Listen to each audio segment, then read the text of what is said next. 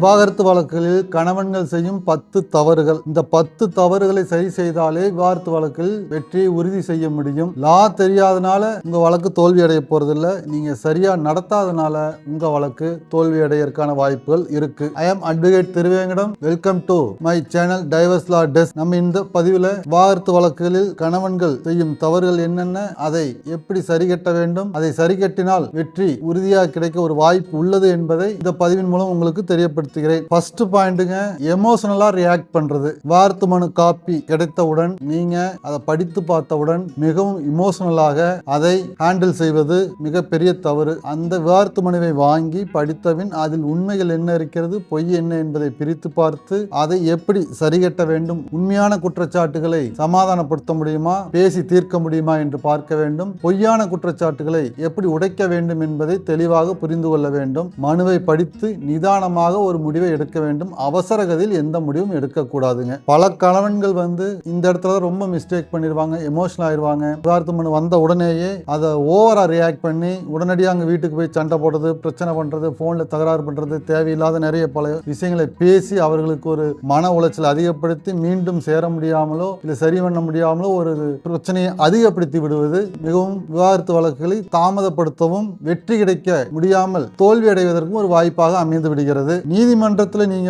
எமோஷனலா நடந்து கொள்ளவே கூடாதுங்க. அதுவே கோர்ட்டை உங்க மேல ஒரு அதிருப்திக்கு கொண்டு வந்துவிடும். நீதிமன்றத்தில் எவ்வளவு நிதானமாக செயல்பட முடியுமோ அவ்வளவு நிதானமாக செயல்பட வேண்டும். நீதிமன்றம் எதிர்பார்ப்பது எவிடன்ஸ் மட்டும் தாங்க. ஆகையால ஃபர்ஸ்ட் இமோஷனல் ஆகாம நிதானமா ரிலாக்ஸா வழக்கை நடத்த முடிவு செய்ய வேண்டும். இரண்டாவது பாயிண்ட், லீகல் அட்வைஸுங்க. இந்த விவாகரத்து மனு காப்பி கிடைத்த உடனேயே பொதுவாக வீட்டில் இருக்கவங்க கூட பேசுறது, ஃப்ரெண்ட்ஸ் கூட பேசுறது, நீங்களே ஒரு முடிவை பண்ணி அதை ஹேண்டில் பண்ணக்கூடாதுங்க. மனு காப்பி கிடைத்து நீங்க படித்து பார்த்த உடனேயே ரிலாக்ஸ் ஆனதுடன் நீங்கள் அடுத்தது தேர்வு செய்ய வேண்டியது குடும்ப நல நீதிமன்றங்களில் அனுபவம் உள்ள ஒரு வழக்கறிஞரை சந்தித்து அந்த விவாகரத்து மனுவை கையில் வைத்துக் கொண்டு உங்கள் பிரச்சனைகளையும் அதையும் பேசி அதற்கு என்ன தீர்வு காண வேண்டும் என்று நீங்கள் தெளிவாக ஒரு முடிவை எடுக்க வேண்டும். தவறான ஒரு அட்வைஸ்லயோ தவறான ஒரு அப்ரோச்சோ நீதிமன்றத்தில் பண்ணக்கூடாது. பொறுமையாக வழக்கறிஞர் ஆலோசனையின் பேரில் சரியாக உங்கள் வழக்கை கொண்டு செல்ல என்ன செய்ய வேண்டுமோ அதை செய்ய வேண்டும்ங்க. மூன்றாவது மிஸ்டேக் என்னன்னா, உங்களுக்கு விவாகரத்து மனு காப்பி கிடைத்தவுடன் அதை வாங்கிட்டு ஒரு பேனிக்கா ஏதோ ஒரு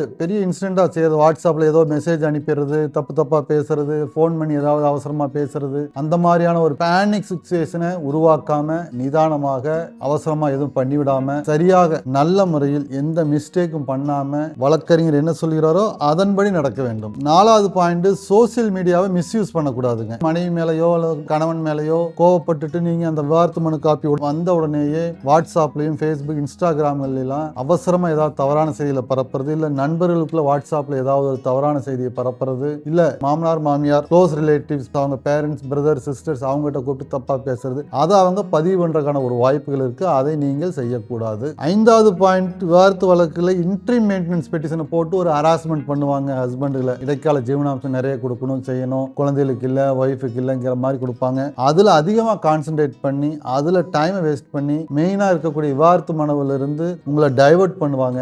அந்த சூழ்நிலையை நீங்க சரியா ஹேண்டில் பண்ணணுங்க. Interim maintenance compulsory. ஒய்ஃப் சம்பாதிக்கலன்னு நீங்க கொடுக்கணும், சம்பாதிச்சா கொடுக்க வேண்டியது இல்ல அவங்க சம்பாதிக்கிறதுக்கான கெப்பாசிட்டி இருக்கு, ஏர்ன் பண்றதுக்கான கெப்பாசிட்டி இருக்கு, ஸ்டடி இருக்கு, டிகிரி படிச்சிருக்காங்க, வேலைக்கு போற தகுதி இருக்கு அப்படிங்கிற சிச்சுவேஷன் இருந்தால் நீங்கள் அதை புரிய வைக்க வேண்டும். இல்லை என்றால் அதை உடனடியாக முடித்து விவாகரத்து வழக்கில் முதன்மை வழக்கில் நீங்கள் கான்சென்ட்ரேஷன் பண்ணணும். குழந்தைகள் இருந்தா கண்டிப்பா நீதிமன்றம் ஜீவனாம்சம் கொடுக்க உத்தரவிடும். அதை அவாய்ட் பண்ணி அதை எடுத்துட்டு மேல மேல மேல நீங்க அப்பீல் போறேன் செய்றீங்கன்னா இந்த வழக்கு பல நாட்கள் கடந்து சென்று விடும். முதன்மை வழக்கை விட்டுட்டு இந்த இடைநிலை மனுக்கள் ஐஏவை எடுத்துக்கிட்டு ஓடிட்டு இருப்பீங்க. அந்த சூழ்நிலையை கட் பண்ணிடணும். இடைக்கால மனுக்கள் இன்ட்ரீம் மெயின்டெனன்ஸ் இன்ட்ரீம் அப்ளிகேஷன்ஸ் எல்லாம் ஏதாவது இருந்தால் அதை உடனடியாக முடிக்கிறதுக்கான ஒரு சூழ்நிலையை நீங்கள் உங்கள் வழக்கறிஞர் உதவியோடு செய்து கொள்ள வேண்டும். எவிடன்ஸுங்க ரொம்ப முக்கியங்க.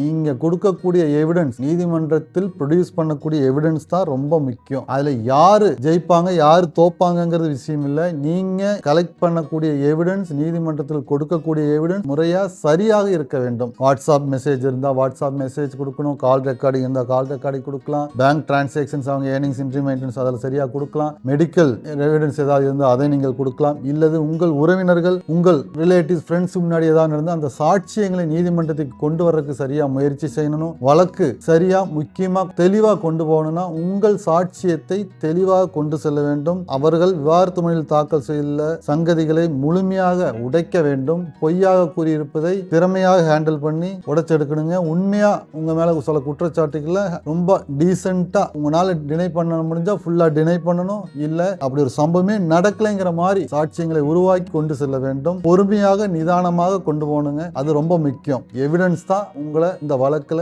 வெற்றி அடைய வைக்க மிக முக்கிய உதவியாகவும் துணையாகவும் இருக்கக்கூடியது எவிடன்ஸ் தான். அது சாட்சி ஆதாரங்கள் தெளிவா நீங்க கொடுக்கணும். நீங்களும் சாட்சியம் கொடுக்கணும். உங்கள் தரப்பிலும் ஒரு சாட்சியோ 2 சாட்சிகளோ தேவைப்பட்டால் நீதிமன்றத்தில் கொடுப்பதற்கான சூழ்நிலையை உருவாக்கி கொள்ள வேண்டும். எவிடன்ஸ் கிடையாது, கோர்ட் இல்லையாது, எவிடன்ஸ் ப்ரொடியூஸ் பண்ண வேண்டாமா? இந்த கோர்ட்ல எவிடன்ஸ் கொடுக்கறது நீங்க ரொம்ப கிளியரா இருக்கணுங்க. முதல்ல ஒரு உண்மையை புரிஞ்சுக்கணும். ப்ரூஃப் இல்லைன்னா நீங்க எதையுமே சாதிக்க முடியாது, ஜெயிக்க முடியாது. உங்க வழக்குக்கு தேவையான சாட்சியங்களையும் ப்ரூஃபையும் கரெக்டா ரெடி பண்ணி வச்சுக்கணும். எவிடன்ஸ் ரொம்ப ஸ்ட்ராங்கா கொடுக்கணும். நீங்க நல்லவரா கெட்டவரான்னு ப்ரூவ் பண்ண வேண்டிய அவசியம் இல்லை. அதில் உள்ள சங்கதிகள், உங்கள் மீது உள்ள குற்றச்சாட்டுகள் பொய் அப்படிங்கறது நீங்க தெளிவா புரிய வைக்கணும். அதை ப்ரூவ் பண்ண போதும். நீங்க எப்படி இருக்கீங்க, நீங்க நான் நல்லவன், நான் அப்படி தப்பு செய்யலைங்கிறத விட அவர்கள் சொல்லியுள்ள குற்றச்சாட்டுகள் எதுவும் நடக்கவில்லை, அந்த மாதிரி ஒரு சூழ்நிலை உருவாகவில்லை என்பதை தெளிவாக நீதிமன்றத்துக்கு நீங்க புரிய வைக்கணும். அதுதான் சாட்சியம். அது உங்களுக்கு மிகவும் உதவியாக இருக்கும் நீங்கள் வெற்றி பெறுவதற்கு. 7வது பாயிண்ட், கோர்ட்ல நீங்க உங்களுடைய ஃபேஸ் அக்ரெசிவா காமிக்க கூடாது, இன்டீசென்டா நடந்துக்க கூடாது, இமோஷனலா எதுவும் பண்ணிடக்கூடாதுங்க. கிளியரா பொறுமையா ரொம்ப சாஃப்டா ஹேண்டில் பண்ணணும். உங்க அந்த கோர்ட்டே உங்களை பார்த்தா ஒரு நல்லவர், இவர் இப்படி செய்யறதுக்கு வாய்ப்பு இல்லை அப்படிங்கிற மாதிரி ரொம்ப சாஃப்டா நீங்க போயிட்டு வந்தா போதும். அதுக்காக நீங்க எதுவும் ஓவர் ஆக்டிங் பண்ண வேண்டிய அவசியம் இல்லை. நீங்கள் நிதானமாக அமைதியாக பொறுமையாக நீதிமன்றத்தில் சென்று பொறுமையாக உங்கள் வழக்கை கொண்டு சென்றாலே அதுவே நீதிமன்றம் அதை கருத்தில் எடுத்துக்கொள்ளும் உங்கள் கேரக்டரை. 8வது பாயிண்ட் ரொம்ப முக்கியம். நீதிமன்றமே உங்களுக்கு ஒரு வாய்ப்பை கொடுக்கும். பேசி தீர்த்துக்குங்க, செட்டில்மெண்ட் பண்ணிக்குங்க, சமரசமா போய்க்குங்க அப்படின்லாம் சொல்லும். அந்த வாய்ப்பு கண்டிப்பாக ஒவ்வொரு வழக்கிலும் ஒவ்வொரு இருவருக்கும் கொடுப்பார்கள். அதை நீங்கள் சரியாக பயன்படுத்த முயற்சி செய்ய வேண்டும். ஒன்று, சமாதானமாக சேர்ந்து வாழவோ இல்லை சமாதானமாக பிரிந்து செல்லவோ ஒரு வாய்ப்பு கிடைத்தால் உங்களுக்கும் உங்கள் எதிர்காலத்துக்கும் எது சிறப்பாக இருக்குமோ அதை நீங்கள் தெளிவாக முடிவு செய்து அதை பயன்படுத்தி கொள்ள வேண்டும். அதுக்கு கோர்ட்டு மிகவும் உதவிகரமாக இருக்கும். 9வது பாயிண்ட், கேஸ் ஸ்ட்ராட்டஜி. நீங்க எப்படி கொண்டு போறீங்க, அவங்க உங்க மேல என்ன குற்றச்சாட்டு சொல்லியிருக்காங்க, நீங்க வழக்கை எப்படி எடுத்துட்டு போறீங்க, உண்மையிலேயே விவாதத்து கொடுக்க கூடாதுன்னு நினைக்கிறீங்களா இல்ல விவாதத்து கொடுத்துடலாம்னு நினைக்கிறீங்களாங்கிறது தெளிவா பிளான் பண்ணி உங்க ஸ்ட்ராட்டஜி என்னங்கிறத டிசைட் பண்ணி அதுக்கு தகுந்த போல உங்கள் வழக்கை நடத்த வேண்டும். விவாகரத்தும் கொடுக்க மாட்டேன், கேஸும் நடத்த மாட்டேங்கிற மாதிரி போனாலும், விவாகரத்து கொடுக்க தயார் என்று நீங்கள் முடிவு செய்தாலும் இல்ல விவாகரத்து கொடுக்க தயார் இல்லை என்று முடிவு செய்தாலும் அதற்கு தகுந்த மாதிரி உங்களுடைய கேஸ் ஸ்ட்ரக்சரை மாற்றி வழக்கை நடத்த வேண்டும். அதற்குண்டான சங்கதிகளை தெளிவாக உங்கள் வழக்கறிஞர்களிடம் நீங்கள் கொடுக்க வேண்டும். நீங்கள் வெற்றி பெற அது ரொம்ப முக்கியமா இருக்குங்க. 10வது பாயிண்ட் ரொம்ப முக்கியங்க. இது உங்களுக்கு ரொம்ப ரொம்ப யூஸ்ஃபுல்லாகவும் ஹெல்ப்ஃபுல்லாகவும் உங்க வழக்குக்கு இருக்கும். விவாகரத்து வழக்குகள் தாக்கல் செய்து மனு காப்பி கிடைத்ததற்கு பின்னிட்டு பல சம்பவங்கள் நடக்கலாம், சண்டைகள் நடக்கலாம், உங்க ஃப்ரெண்ட்ஸ் கிட்ட தவறா சொல்லியிருக்கலாம், அவதூறு டிஃபமேஷன் ஏதாவது பண்ணியிருக்கலாம், போன்ல கூப்பிட்டு ஏதாவது உங்களை திட்டி இருக்கலாம், இல்ல உங்க மேல தவறான ஒரு இமேஜ் உருவாக்கணுங்கிறதுக்காக பொய்யான சங்கதிகளை பரப்பி இருக்கலாம் உங்க உறவினர்களிடம், நண்பர்களிடம். அப்புறம் உங்க வேலை செய்யற இடத்துல தகராறு பண்ணுவாங்க. உங்க சேலரி, உங்க டீடைல்ஸ் என்னன்றதுக்காக ஒரு தவறான ஸ்ட்ராட்டஜி யூஸ் பண்ணி தபால் போடுறது, ஃபால்ஸ் லெட்டர் போடுறது, அப்புறம் அவதூறா ஏதாவது கருத்துக்களை பரப்புறது, போலீஸ்ல போய் பொய்யான புகார்கள் கொடுப்பது, பொய்யா ஜீவனாம்சம் கேட்டு உண்மைகளை மறைத்து சொல்றது, இந்த மாதிரி பல விஷயங்கள் விவாகரத்து வழக்குகள் தாக்கல் செய்ததற்கு பின்னிட்டு நடக்கும் சங்கதிகள். Subsequent events after filing of the divorce case, இது நடக்கிறதுக்கு வாய்ப்பு இருக்கு. அந்த ஈவென்ட் விவாகரத்து மனு தாக்கல் செய்ததற்கு பின்னிட்டு என்னென்ன சங்கடங்கள் பிரச்சனைகள் உருவாகிறது அதை உங்களுக்கு சாதகமாக நீங்கள் பயன்படுத்த முயற்சி செய்ய வேண்டும். அவர்களுடைய கேரக்டரை உங்களுக்கு தேவைப்படும் வகையில் மாற்ற அவர்கள் எப்படி செய்து கொண்டிருக்கிறார் என்பதை நீதிமன்றத்துக்கு புரிய வைக்க இது ஒரு நல்ல ஆதாரம் தானாக கிடைக்குங்க. அப்படி ஒரு பல வழக்கில் இது நடந்திருக்கு. நீதிமன்றத்திலே உங்களை பார்த்து தவறா பேசலாம், தவறா ஏதாவது அதெல்லாம் நீங்க கரெக்ட் பண்ணலாம். அதையெல்லாம் நீங்க நீதிமன்றத்தில் தெரிவிக்கலாம். பப்ளிக் பொது இடத்துல ஏதாவது தகராறு பண்ணலாம், செய்யலாம். இந்த மாதிரி பல விஷயங்கள் நடக்கும். அப்படி நடக்கக்கூடிய விஷயங்களை நீங்கள் நீதிமன்றத்தில் தெளிவாக உங்கள் சாட்சியத்திலும் சொல்லலாம், மனுவாகவும் தாக்கல் செய்து அதன் மூலமும் உங்களுக்கு தேவையான பரிகாரத்தை நீங்கள் தேர்ந்தெடுத்து கொள்ளலாம். இதெல்லாம் கோர்ட் நம்பணும்ல.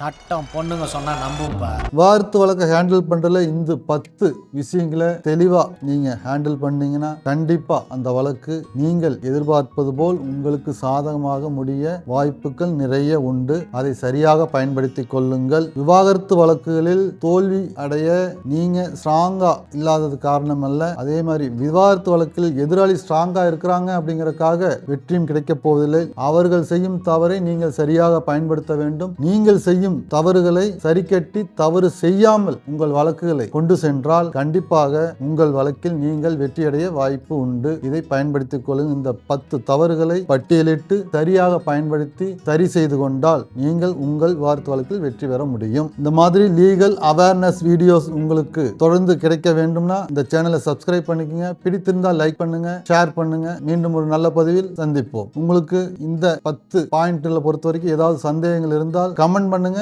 அதுக்கு நான் பதில் கொடுக்கிறேன்.